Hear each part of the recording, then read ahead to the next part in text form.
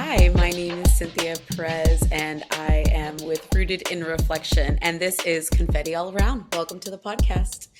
I am here alone today, and I wanted to talk about inner child healing, explain it on a therapist, a psychosocial kind of level, but also really break down the brain science and the science behind inner child work, why it's not only scientifically proven, but it's a spiritual experience. So allow me to just kind of break it down in my own way, sit back, and if you've been curious in this work, maybe you can kind of just notice and observe what parts of this story kind of feels inviting to you. If there's parts that kind of make your body recoil and go, oh, I'm not ready for that, totally fine. I wonder if there's parts that we talk about where you kind of feel your body relaxing and saying, ooh, I missed that. I can try that. I really invite you to allow just these stories, these examples to kind of fall on you and listen to them, soak them in, take it in. And maybe in the next couple days, you see your awareness kind of noticing things you didn't notice before.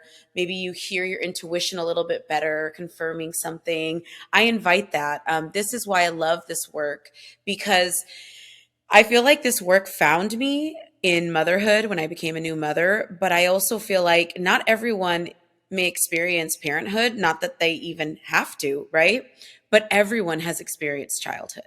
Everyone knows what it's like to be a kid. And if we have forgotten many moments, a lot of that might be because we have shame that is hiding those moments. So in inner child work, we all know what it's like to be a child, and we can all go back to some place in childhood. So first, I want to share with you my story on how I got into this work. I've been a therapist for 15 years, but I really like to say that I've been holding space for people my whole life, right? As a child myself, I am the second born. My parents were immigrants here. My sister was born here. My mom was pregnant with me and then had me when she was in the States. They had me here, and I think that's something I always minimized. My parents were immigrants. My sister was an immigrant, but I was the first generation born here. Some people call it the second generation immigration, right? So I always minimized or downplayed my own experience, saying, well, I have it good. I'm privileged, which is a very Latino thing to do as well, right? To just minimize and, humble ourselves that we are lucky enough to have it better than our elders. So I realized that although I'm a therapist, with my master's and a license, I feel like a lot of this work started when I was in high school. I've always been someone who was always going to the club, student council, social events, because I really love being in community. I really love social justice. I always read books on biographies and social justice leaders because I loved people that communed for a purpose. Anyway, but I joined this camp called NCCJ, Human Relations Building Bridges Camp. And this camp, as high schoolers, I went voluntarily as a 10th grader because, really it's a way to get a paid trip for the weekend to a camp up in the mountains of California with a real legit cabin. And we had camp counselors, and we learned we basically learned CRT in high school, and it was the most mind-blowing thing. And so, I grew up in the 90s. And so in high school, there was a lot of gang violence in LA. So they had these camps. And so different high schools would attend these camps, and we would have our local high school. So we were at Millikan. We would have like maybe Poly. So they would have like 40 kids from Millikan, 40 kids from Poly, and we'd all go to these camps. We would stay in, different cabins, and then we'd come together in different groups and commune and talk about different races and talk about racial issues and oppression. And it was amazing. It blew my mind. We had so many cool ways of talking about really difficult topics. And I loved it. I thrived in it. I wanted more of it. I wanted to be at this camp all the time. So I became a volunteer youth counselor, AKA I took a couple weekends out of my day to learn their training. And then I got to go to camps and just be like a youth with my peers. But here I was, my inner teen, thinking like, my teenage self thinking like, oh, I just like to come to the woods. Like, I just like to get away from my home. I like to have like a nice home cooked meal. That's all it is. But really, I was really saying I like a sense of community. I like to be in nature. I like to be in the woods. My family never did cabins. Like, my parents were always just working, working, hustling, or just being in dorsal mode at home. I'll explain that. So to be in a camp environment and to be with my classmates for a whole weekend was everything. And then to be learning how to build bridges with people, I really believe that was the start of really seeing something that I found myself in. Anyway, so growing up a daughter of immigrants, I kind of always thought like my experiences weren't as bad as anybody else, so I should just keep it quiet. I should just move on and cope with it. And I've always been a very emotional person. Cry at the movies, cry when somebody shares good news. I cry when somebody shares hard news. I overthink a lot of things.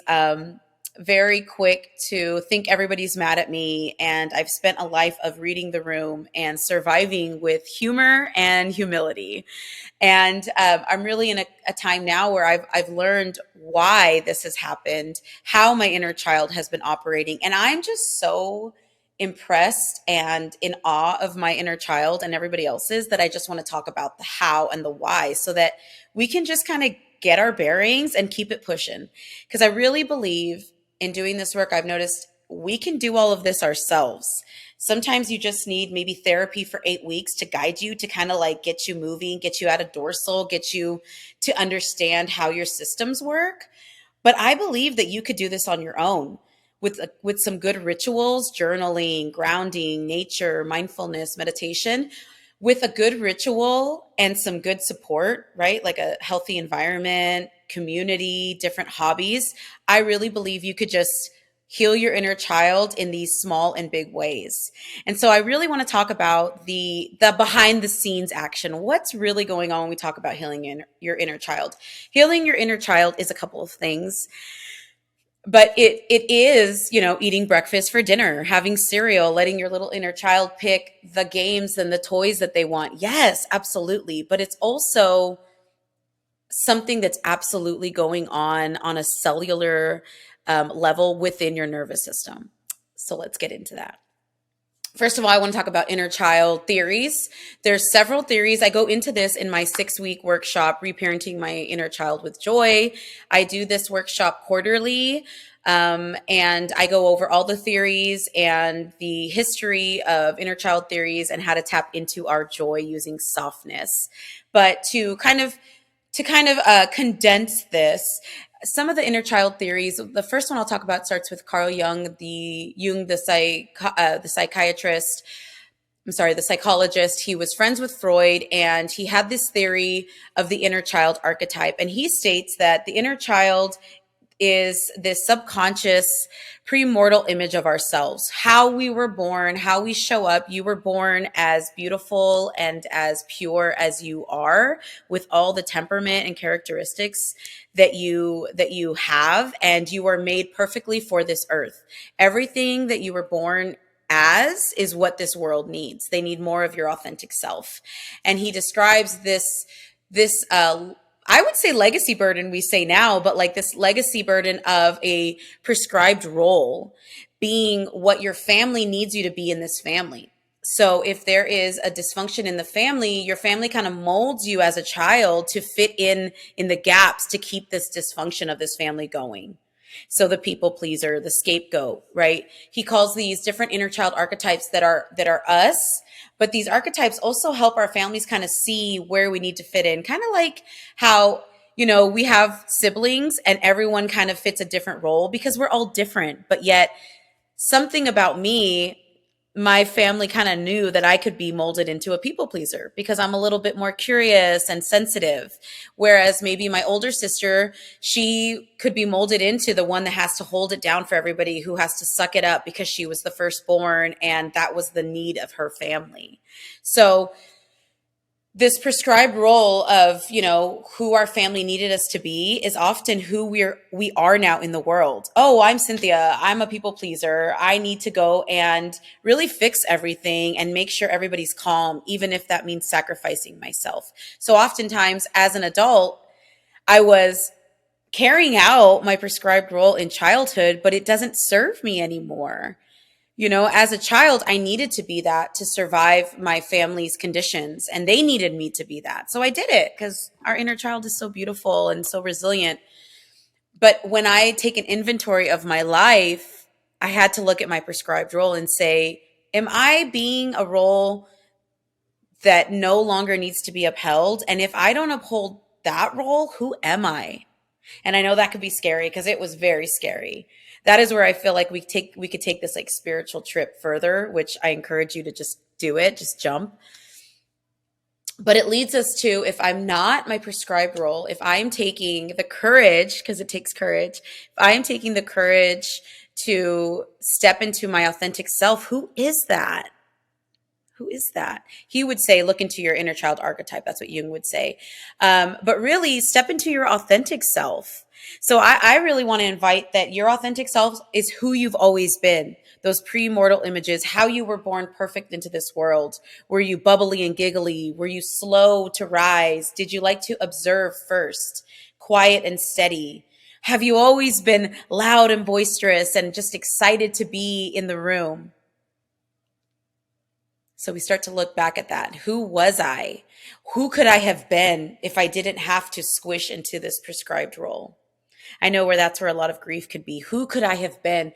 Who was I not allowed to be? And I ask this a lot in groups.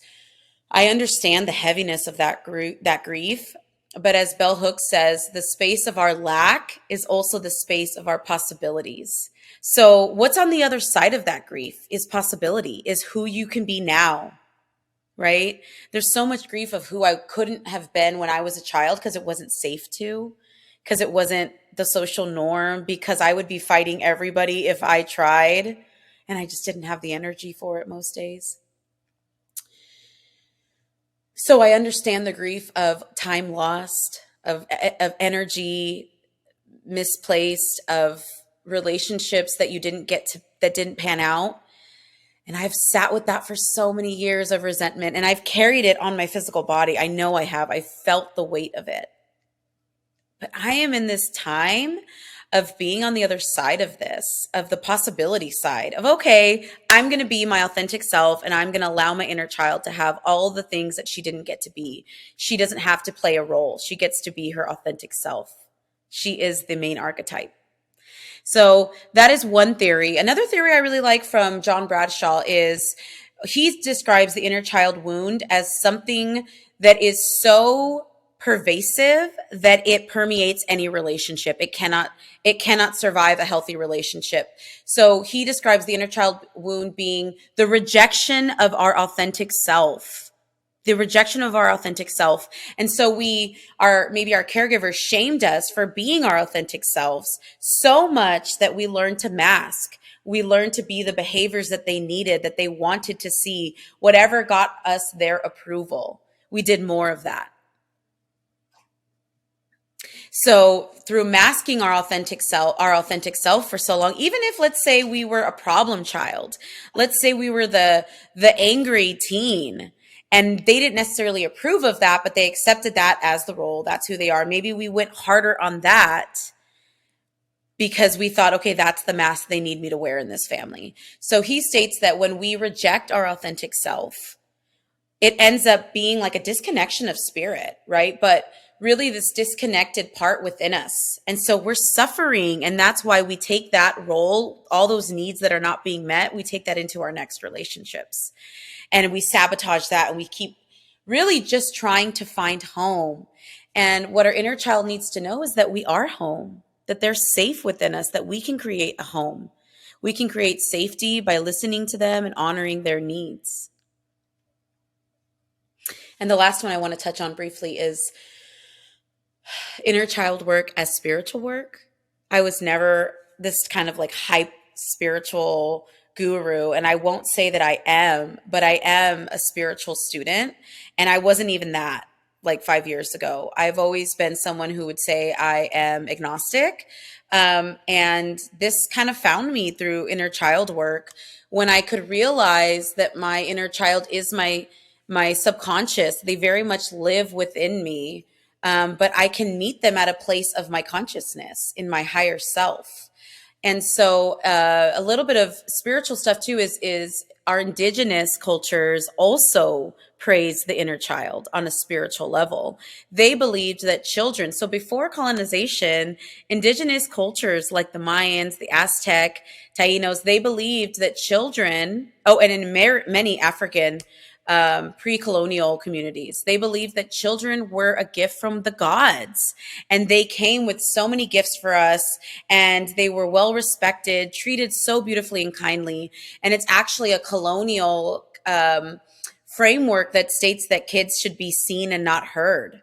And if you think about it, that's actually like a brilliant manipulation, a disgusting, brilliant manipulation, because to cut off children as this loving resource is like cutting off our connection from spirituality, which is so much of colonialism, right? To cut us off from this higher feeling of being purposeful. So this idea that children are who need to be taught only and they are not our teachers is a very much a colonial view. So our indigenous histories show that we are actually supposed to praise children and listen to them and give them gifts and take in their gifts, their offerings. So on a spiritual level, inner child healing absolutely touches the spirit, the essence of me, and welcomes my authentic self. And honestly, a lot of this work is tapping into that goodness. I call it like the honeypot of us, that inner child glow. And, I sit with it with this thought of duality. I was so lucky to learn from this therapist named Liz. And when I would tell her, like, why didn't my parents care enough to do the work like I'm doing, right? To heal their inner child. And she was like, Cynthia, there's duality, right? They did what they could and it wasn't enough for you, right? They broke their own generational curses by doing more emotionally, and yet it wasn't enough for you. There's duality, the holding of both things and both things being true. And I feel like that really cracked something in me, and really making space for the duality of our childhood. Because a lot of me, when I sit with inner child grief, and I get it every day because I welcome this awareness and I get this wave of grief. And then now I can kind of like sit back and know that there's another ball that I can catch. It'll come, and it'll be gratitude of something. It'll be gratitude of something. Even the knowing that, wow, when I was hurting, I had every right to feel hurt. It was mean what they did, or it was mean what I heard about me. It was mean how I was set up. And I knew it. And yet I can still hold the fact that I can see how I've always been intuitive, inquisitive, wondrous, how I've had these protective skills. And I can sit with gratitude for all the protectors I've had to make. And I can still go, oof, and I'm so sorry you went through that. Duality. So holding space for that inner child and all the roles they've been told they had to be, and now they're still in conflict with that, with my adult self. They're like, do I still have to do it? And now it's up to me to reparent that inner child and go, oh my gosh, no, I get it. You think that you have to fix everyone because you've had to do that your whole life. I'm here to tell you that we can handle this. First of all, those adults can handle themselves, right? We don't have to attend to them. And also, I would like to know what you would like to do without having to fix them. What would you like to do for your spirit? And I might surprise them and they might be like, I can't believe you're asking me this. And I'm like, I know. But now that we're here, what do you really love to do? I think about, I mentioned how I volunteered at this camp as a high schooler. I realized that while I am this therapist. It's so weird when people are like, oh, you're a therapist, right? But I'm so many other things besides that. But that I'm this therapist that I do agree that it is, when I think about the fact that I graduated college with my master's and nobody was able to like guide me through that college process, I had to go and seek resources, ask for help, get mentorship. I do believe, wow, okay, you did a lot. You've done a lot. And yet there's this inner child inside of me that's like, I don't know what I'm doing. Right? So being able to reparent that child within me, and actually the duality of that, right? When I reparent them, I give them that emotional support they need, the self-validation, the compassion, the grace in all moments. And at the same time, I get to look at the other part of it and go, you little resilient fox. Because I realized I always volunteered at these camps and I always minimized it again, right? Minimizing my work, but I would go to volunteer at these camps and say, oh, it's just something that I like to do because, it's a fun environment and I get free food and I get to be with my friends. I was very much doing the work. I was standing in the gap of these really difficult community conversations. And it's also for the higher purpose of now. So when I look back, in high school, I did NCCJ, the Human Bridges Camp. And actually, one of the original counselors went on to be, when I was in grad school for social work, Rashida Crutchfield, Dr. Rashida Crutchfield, she was my professor. And I was like mind blown in my 20s. And now she's my social work professor after I went to camp with her. So full circle moment. But anyway, in college, between the time I studied Chicano studies and was deciding where to go to grad school, what to do, I volunteered at a camp for 2 summers, and it was Camp Max Strauss in Los Angeles, and it was this camp provided by the Max Strauss Jewish Brothers and Sisters Agency, and so we were paid a stipend. It was really volunteer, but in my 20s, I spent the summer at this camp, and it hosted clients of different foster agencies, so it allowed different students to come and be at the camp for the week and sleep there. And we got to do fun things like horseback riding, camping in the woods, campfire songs, learning archery, just a various amount of just camp life, just have an experience of camp. And it was so much fun. And every week we got new campers. I was with the teenage girls, and it was such a great experience. But what I want to say is, now when I do this work as an adult, healing my inner child, I'm going back to these same teenage and college student vibes. As much as I minimized it as just like, oh, like jumping at a good opportunity, this is very much inherently who I've always been. Right. So now I'm doing well at this part of my career because I am stepping into my authentic self. I've always been into nature and holding space outdoors and being in community in this way. I've been trained this way. And yet I minimized it as just like, oh, I'm just a fly on the wall. Nada que ver, nothing to see here.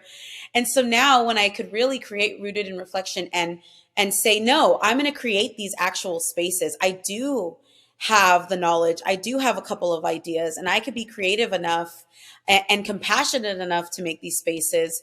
This is how I see my inner child really pulling the strings of my career. And it's beautiful to watch. It's beautiful for me to just sit back and witness. So the duality of it, right? Not just sitting in this grief of like, oh, my poor inner child and like the childhood I didn't get. Also being like, I'm putting you on. I know you have a lot of experience. I know you have a lot of fun activities. Let me see what you got.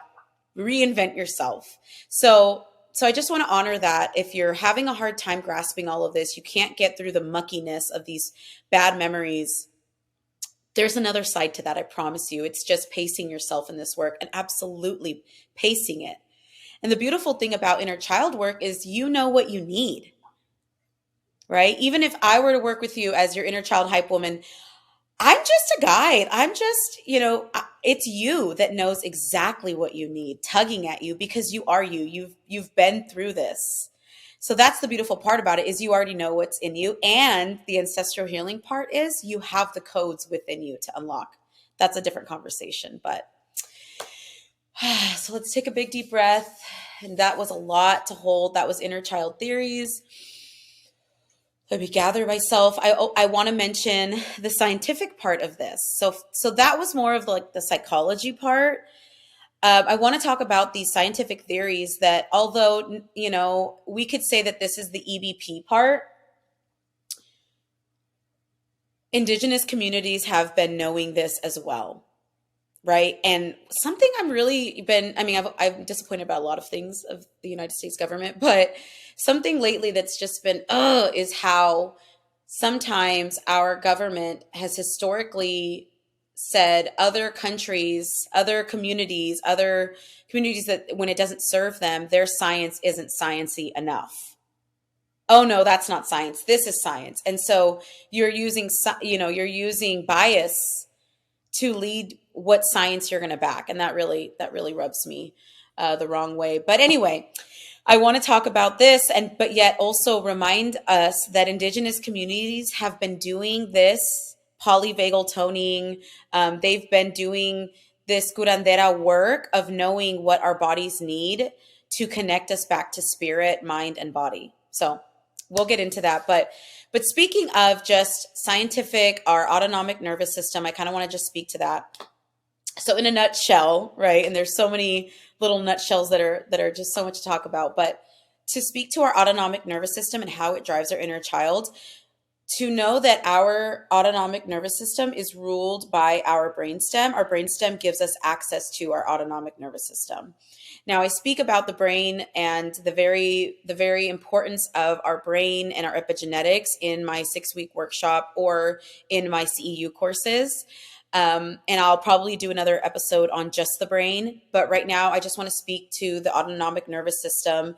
But it's basically the gateway to it is led by our brainstem, and our brainstem holds our intergenerational trauma. It holds 7 generations of our trauma from our ancestors in a cellular level of our DNA. So our epigenetics is carried by our brainstem, and our brainstem is basically the bouncer of our nervous system.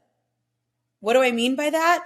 Anything that gets passed on as a message has to go through from the brain to the body, goes through the brainstem. Nothing gets through this brainstem.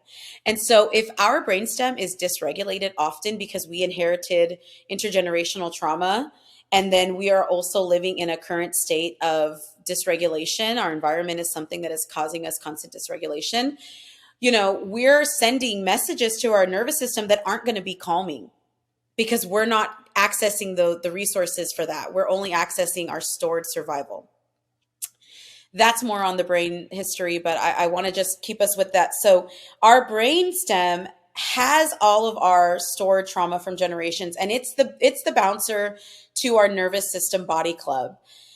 And so once the nervous system taps into whatever message the brainstem is sending, it goes into activation. And there's something called our autonomic nervous system, and this is automatic. Okay, I know what to do. The brainstem gave me a message of we're in danger, activate.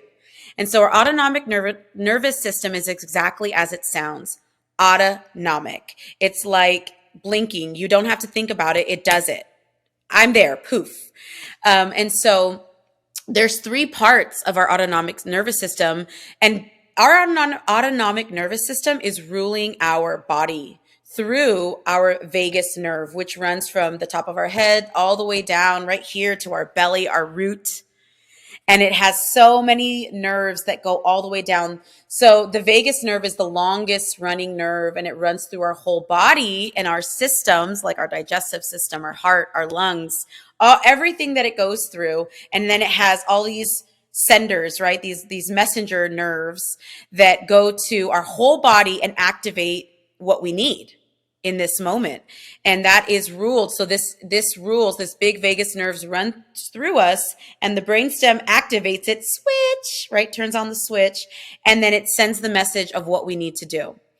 So it's automatic. It just happens like that based on our brainstem. And so being aware of the state of our autonomic nervous system is so important. This is building our awareness of our body and ourselves and what state we're in. So there's 3 states There's the first one, which is us now. Hopefully well, I don't know about now. I might have scared you. But on a normal good day, when my voice is like this and we're having a nice, calm conversation, hopefully, when you're with a trusting friend or when you're alone and you're feeling good, you're in parasympathetic. That means you're calm, you're cool, you're collected, and you're at a place to welcome. You're welcoming news. You could be observational. And let's say a threat were to come and I'm in parasympathetic, I'm calm. Now, I might have I have more bandwidth within me to think of a logical exit plan when I'm in parasympathetic, right? Because I'm not already on alert. So we want to be in parasympathetic. That is when we're in joy, we're in rest, we slept well, we ate well, we had a great time with someone we love, we have our emotional needs met, we are in parasympathetic, we are good. You see me in my best self. Then we have sympathetic, which is the next level. So if something were to be activated that were to make us be in fear, and I said, we're in parasympathetic, and let's say something, a threat is coming, the next thing I can activate is my survival of fight or flight, which is our sympathetic nervous system. So if this is activated, this is us getting in motion to fight or flight. So we're going to need our body to get up and get us in motion. So we might feel something in our heart, right? That vagus nerve is sending the message, get up, we need you, levántate. So it might get our heart rate up, our breathing starts to raise, maybe my fists are clenched because it's ready to fight or it's ready to run, right? So that sympathetic nervous system is getting us ready for this threat. And so now bandwidth wise, I might be able to stay in sympathetic for a long time. I know people who live in sympathetic fight or flight, right? They're always running or they're always fighting. They live in sympathetic. So bandwidth here is really per person. And I know some people in my personal life, right, where their bandwidth is so short. They go from happy to pissed and their bandwidth is like this. So everyone's different. It's about noticing your own bandwidth and how you go from parasympathetic, calm, cool, collected to fight or flight mode. What is it that is activating you? It's important for us to notice, whoa, what did trigger that? They weren't even going that hard. What about it? And so what I do want to say to that is you might be tapping into ancestral fear that is triggering that brainstem to send the message to the nervous system subconsciously, run away, stay busy, fight, defend yourself, right? Because now we are tapping into a lineage of fear, of burdens, of maybe oppression. And so even though something might be like, oh, it's only this big, maybe it feels this big in our body because we're now also tapping in to that historic brainstem DNA. Oh, this is big, right? So just to recap, we're in sympathetic. We've activated our fight or flight response. That vagus nerve has sent the alarm to get our body going. Now our blood is pumping. So notice if you're in fight or flight often. That is this inability to sit down, restlessness, like I can't trust. I got to be prepared to run or to let it go, let it pop off. So pay attention to that state. And then the other state, this is the final state, and this is dorsal mode. To go dorsal is your vagus nerve turning off the lights, basically. So what I want to make clear of, like, when you're in sympathetic, when you're in fight or flight, historically, this has been looked at as bad, right? Like when cops try to use that justification of like, he was running away, they were resisting. The body is going to do that. That is a survival method. So to expect the body to go into dorsal, which is to freeze and submit, that is an abuse of power because they want the body to basically be in dorsal vagal, to freeze. And what freeze is our last ditch effort to survive. It's basically our nervous system turning off the power, saying, you got me, I give up, like, I know you got me, let me just curl up into a ball and make this less painful. Now that's like on a big scale. But what that could look like on a regular day, that could look like I can't get out of bed, slow heart rate, shortness of breath, having difficulty catching my thoughts, right? Maybe I feel like I can't get up. I'm not sleeping well. I really might just be in bed for a long time. I might avoid my tasks. I can't get my thoughts together. I'm people pleasing. And so historically, we have been shamed into being in this frozen mode of just submitting. Okay, fine, I'll just do it. I'll just take that shift. Okay, fine, I'll just do it. I'll just do your chores. Okay, fine, I'll just do it. And so when we're in frozen mode, a lot of times you might want to notice, why am I triggered to go into frozen? Well, in childhood, that could look like people pleasing, being a perfectionist, getting all good grades. Okay, fine. I don't care if I don't sleep well and I study all night and I don't eat well, as long as I get good grades. Or freezing, like restricting yourself from joy. Okay, it doesn't matter if I am not, if I'm restricting my foods, as long as I'm looked at as this really good person that is beautiful and deserving of love. It's like freezing and just submitting. So the damage that this does to our body, so it starts to send this message that we are done, that it's over. And that is really harmful of us. That's where we're going to get that stomach issue. That is when, like, because, that vagus nerve is touching that. When somebody gives you that, some news, and it makes your stomach turn and you feel like you have to, oh gosh, this means I'm going to have to bend myself. This means, what does this mean for me? Right? And you get that churn in your stomach. Think of that as like your dorsal vagal. Oh no, I'm frozen. But we can look at that as like an alarm. We can give our body self-compassion and go, no, you don't have to freeze, and start finding ways to get us back to parasympathetic or ventral vagal. That is calm, that is copacetic. And so a way to do this is by stimulating our vagus nerve, calming our vagus nerve, the longest nerve in our body. Then, because by calming this one nerve, they call it parasympathetic, or polyvagal toning. It's because when you calm this vagus nerve, it's then going to send vibrations to calm all the other nerves and go, hey, we're safe. It's sending the message. So, while we may have a reactive brainstem that sends a message and now we're triggered, practicing calming our nervous system is the work. And so guess what? This is the part I love. Guess what calms our nervous system? Inner child joy. Right? Okay, so listen to this. In order to calm that vagus nerve, the science recommends spinning, swinging, humming, chanting, singing, tapping your feet, drumming, right? Movement, water, gargling, right? Putting your face in cold water. Are you with me? Do you see what I see? Because I see inner child movement.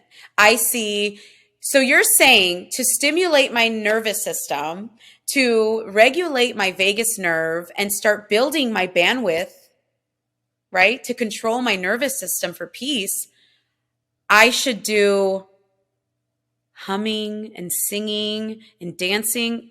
I know when I did that, when I was a child. So it's interesting. When we were kids and we were squandered, our spirits were squandered for being too loud, for being too boisterous, for not being able to sit down, for wanting to do twirls. We were actually onto something. We were actually self-regulating. We were stimulating our vagus nerve the whole time. And then somewhere along the lines, we got shamed or punished for being so joyful or so, inquietos, that we stopped doing it. We started shrinking and freezing, right? Going to dorsal. Flip the switch dorsal, shut it off, turn it off like a light switch. Stop crying. So you just stop. Stop laughing. You just turn the switch, right? Sure, it took years, but we got there. Stop moving. Oh. So our body knows as adults how to flip the switch like our parents did to us to shut our nervous system down, to just freeze. So now when we talk about doing this work, it is literally going back to our childlike joy. Swinging, kids love to swing on a swing, right? Humming, kids love to hum. When they're happiest, when they're like doing art, listen to see if you hear some kids humming because they are naturally calming themselves. They're in mindfulness. They are in parasympathetic.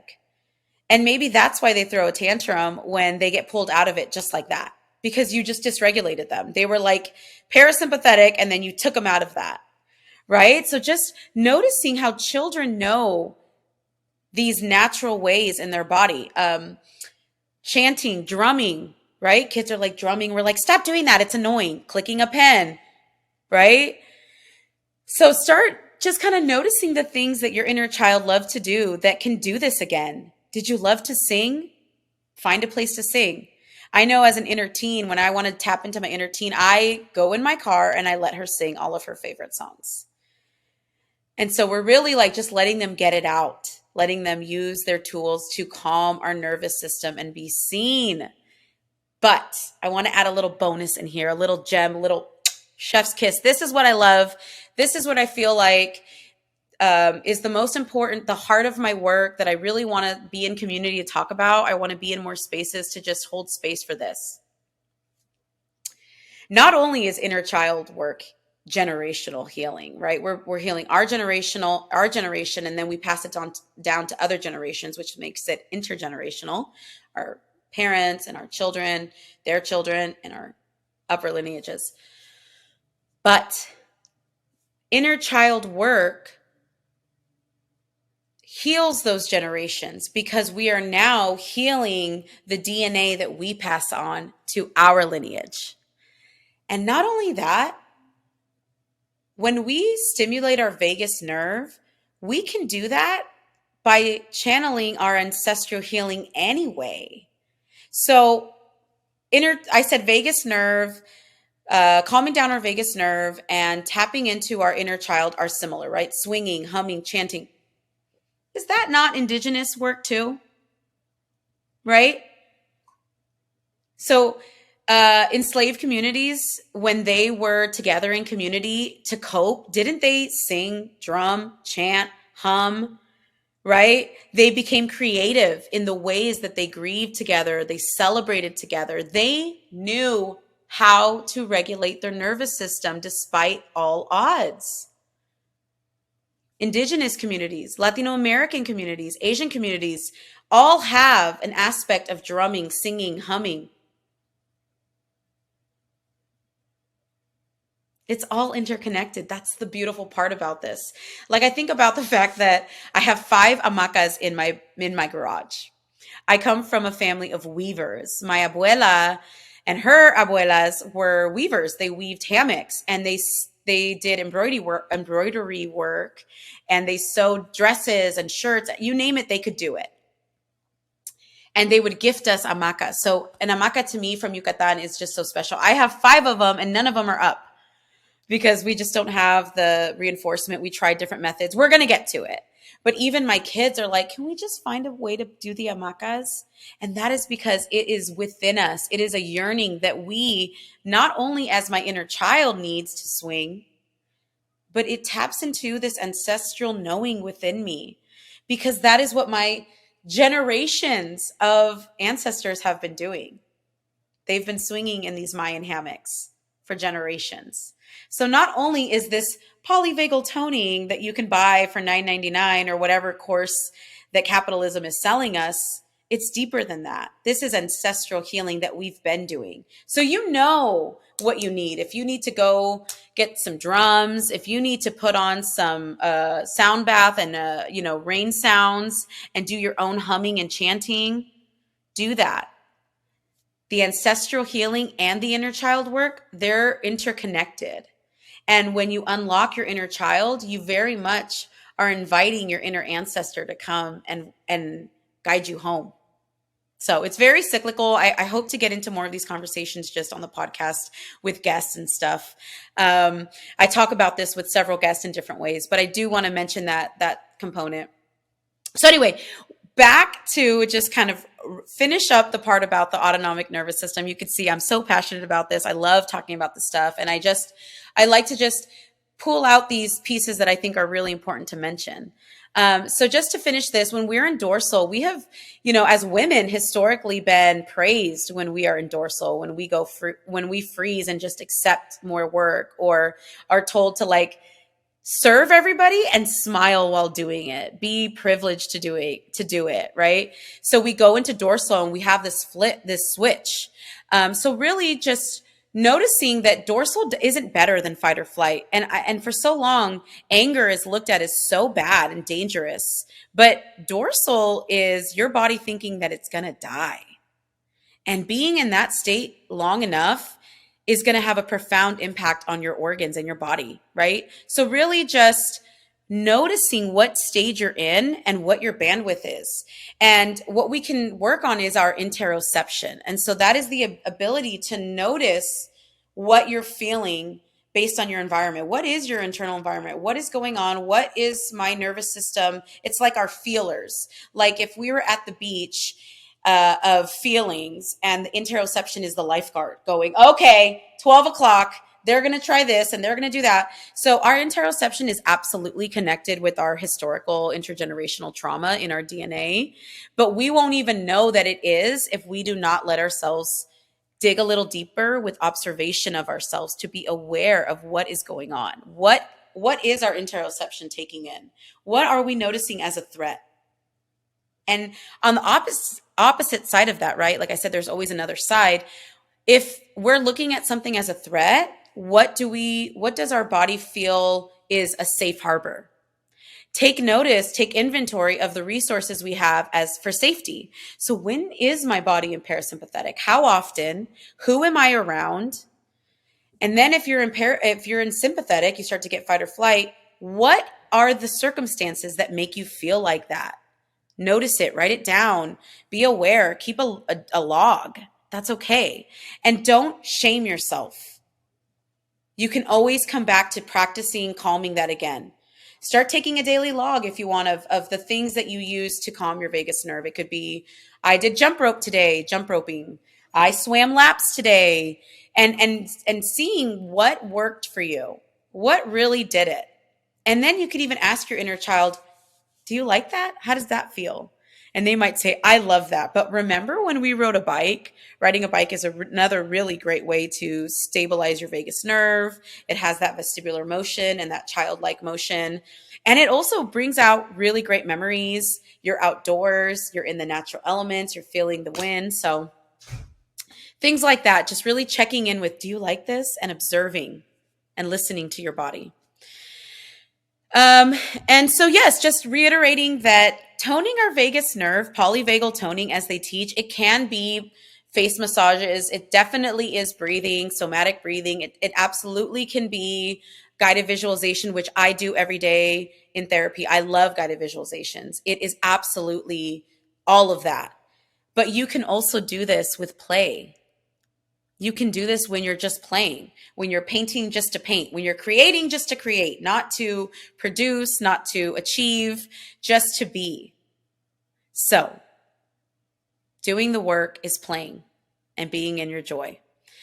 And I just kind of wanted to share a little bit about how inner child work has saved me personally, how it's really been an important part of my personal life, my home life, and my career. When I started doing this inner child work deeper, I took a parenting course because I was just yelling at my kids. I was super ungrateful. And I don't mean ungrateful like to shame myself. I do mean I was ungrateful, but I really couldn't find the gratitude because I was unwell because of my postpartum fog. I know that I tapped into some intergenerational wounds that were not all mine.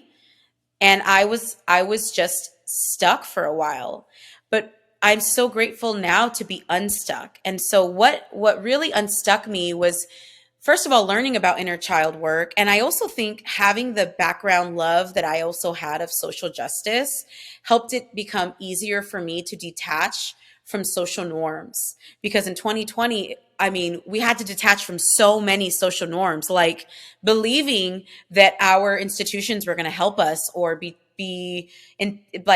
places of integrity. They're not, and they weren't, right? And they still continue to disappoint us. So having the background experiences that I have in social justice let me kind of have a grounding, a footing, a mentor in, okay, how can I start looking at these social norms that are harming me? So I had that. But then doing inner child work allowed me to say, okay, what are these shadows that I have, these parts of me that I thought were really bad? And if they're not unlovable, if I'm reading that they are in fact lovable, how can I bring them out to show themselves to me in a way that is safe? And then when they do come out, how do I know that I can protect them? And more than protect them, how can I give them this joy that they supposedly have been missing out on, right?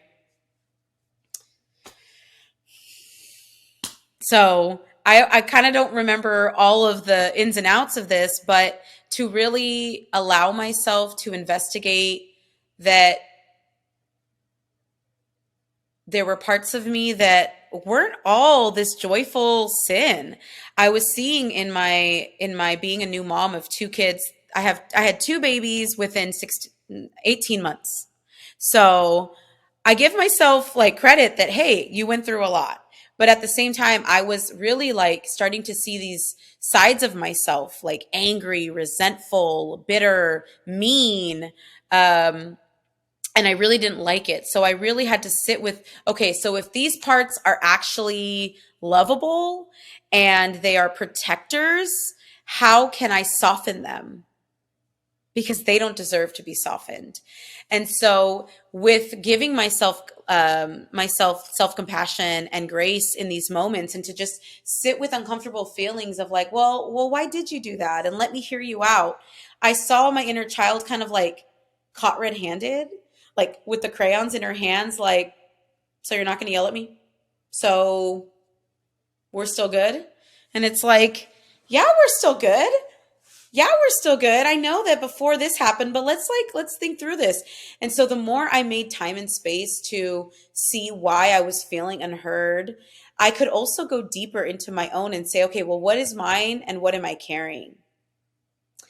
A lot of this I can't talk more about without talking more in depth about like legacy burdens. And I really want to highlight this book, The Pain We Carry by Natalie Gutierrez. I know we talk a lot about it on this podcast, but she really goes into our inner protectors, and there's a beautiful meditation in here. But I was doing this work before I read this book, and I thought, like, how could I explain it? And then I read this book and I cried because she does it so beautifully here. But it really is the truth of just meeting with that part of ourself and inviting them to a cup of coffee and letting them share their why, and then understanding them, because it's you. And when you meet yourself, even if it's surprising, when you meet yourself, that other side of you, with compassion, you may be surprised how quickly you allow other parts of you to show up. I think that's vulnerability. I think so. But it really does take vulnerability. And every time you're more vulnerable, not only are you rewiring your brain to get used to this vulnerability, you are allowing your inner child to be more creative with how they show up and more in their joy. And then they start to get more brave because they have this space. So I see this work as me playing in my garden, which is funny, again, with the ancestral healing. When I started to reconnect, I started noticing that I loved being in my garden. I started collecting clippings from my neighbors that would leave them out for me in the pandemic, and I would go gather them. I would gather any like chucherias, any like McDonald's toys that my kids had thrown on the floor that they weren't playing with. I would stock everything up for the week. and work through the week, burnt out, sad. And then by the weekend, TGIF, I honor. So TGIF ritual came back in the pandemic. Every TGIF is, it's been my favorite thing since I was a kid. So now my kids and I get a TGIF. So I would create these little flower pots. I would use recycled things, jars, old, whatever. I would make them planters, and I would plant these clippings that my neighbors gave me, community, right? Bring it in. And I would make these little scenes with old toys and little gems. And then I would give them away. And I started noticing that that is how I was coping. That's how I was grieving. Me estaba desahogándome, Estaba yo desahogándome. And it felt so cathartic. And when I asked my tia Sara in Mexico, we talk on WhatsApp now, another ritual I created. I always thought, like, who am I to have this relationship with my tia when my Spanish is all pocha and, I didn't grow up in Merida. That was such a limiting belief, because now my tia loves having messages from me. She lives alone and she loves to hear it. But she gets to tell me these stories about my own family as kids. But anyway, when I started to tell her what has been working for me, what has like lifted up my soul, is I tell her, oh, I go play in my garden and I create these things. She said, your grandmother, her mother, loved to do the same thing. She was always in her garden, gardening food and bringing it in and clipping new flowers and working with her herbs. She was so good at her garden, and she would be singing and humming. And then I asked her, what else did she like to do? And she said, well, even if she was crying, she would be sewing and singing. And I love to sing. Oh, and she said she would dance and sing to boleros. So this last summer, I've just like, when I feel sad, I put boleros on and I feel like I know what to do. I can carry this part. And so not only does my inner child love to dance, it's like where I can be held by my ancestors, really, and be that little child that doesn't get stopped in her joy. So I feel like this inner child journey has not only brought me to know that I have a wise, loving inner mother within me. I know that I can parent that child and go, okay, I got you. Like, grown up me, I got you. But it also lets me see that I am worthy and deserving as I am to be loved as this grandchild, and that I have these ancestors that are rooting for me to have this joyful childhood, whether it's right now or not. And when I do it, it lets my brainstem heal that part of itself. We'll talk more about the epigenetics. I love talking about epigenetics and our brain science and how it is absolutely linked to our intergenerational trauma. And that is a lot of it. And the last thing I will say about this inner child work, yesterday I watched that movie, and forgive me, I want to say that I have ADHD. I also grew up having speech therapy because I had a stutter and a lisp, and the lisp and the stutter are both, I've noticed, generational. My dad had it, my grandfather had it. So this podcast actually really challenges me to keep going with it. I'm not ashamed of it anymore, but I do want to explain how sometimes I have to. But it's actually like me constantly resetting and giving myself self-compassion, because I want to go, why do you do that? But anyway, it's something that is within me and my lineage. So I carry it with me, and it's totally fine. Pero qué iba a decir? Oh, I saw this movie yesterday, the one that won all the Oscars, everything all around, all at once. Excuse me if I'm not saying it correctly. It's my brain. It will mix up the words like that. But that movie is so wonderful. And I just found myself sobbing at the end. I won't ruin it, but I do feel like one big gratitude I have is that this inner child work absolutely has helped me see my partner and has strengthened my relationship, and to know that I can create a home with my children and my partner that is deserving of rest and peace. And I started to see that I was thinking that my husband was going to recreate my childhood, and I kept waiting for him to like punish me, and he wasn't doing that, because that's not the reality. He didn't come from that home and he didn't want to recreate that home. And so in one way, like when we would have an argument, he would so many times say, I just need to stop because I don't want to say mean things and I'm angry. So I want to come back to it. Leave me alone. And I would be like, no, we got to finish this now. My abandonment, my attachment would just be so afraid that he would never come back to tell me that that was it. I don't know how, even if he told me, I just don't want to say mean things. I could not handle it. And now I'm in such a space of gratitude where my awareness will just catch me and be like, oh my gosh, I totally would wind him up like a toy and then set him off. And then the minute he was angry, go, you're angry. I told you you're angry. That's scary.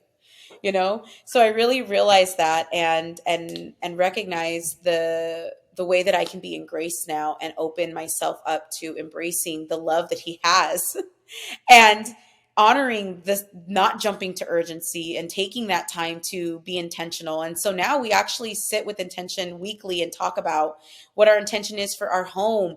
And that is so impactful for my inner child because I never had that growing up. I didn't have it, whether they modeled it or not. I don't think they did that. So that has meant everything to me to know that not only can I create an internal safe home within me every day within myself, but I can also create it and enjoy it with my partner and my kids. Every day it's work, but knowing that I can have this conversation because I have more awareness about myself has been has really been the heart of this work and why I want to share it with other people, because I really feel like once we get to the sweet little honeypot of our inner child, it's just the beginning of noticing so many more of our gifts and being able to step out on it, because once we see our inner child and value our gifts, there's no going back.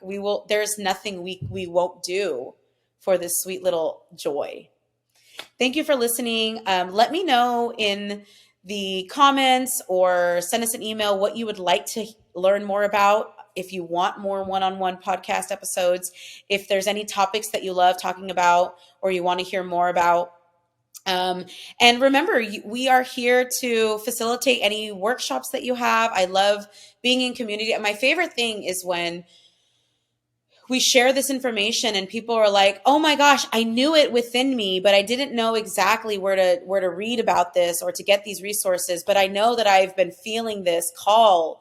Yes, I love to have these conversations in community and just hear these stories of our inner child healing as intergenerational healing. So I would love to have more conversations in community, but let me know what you want to hear about and what we can share with you. I do hope to talk more about the brain science and epigenetics and how that impacts our ways, our Marianismo, and our performances now.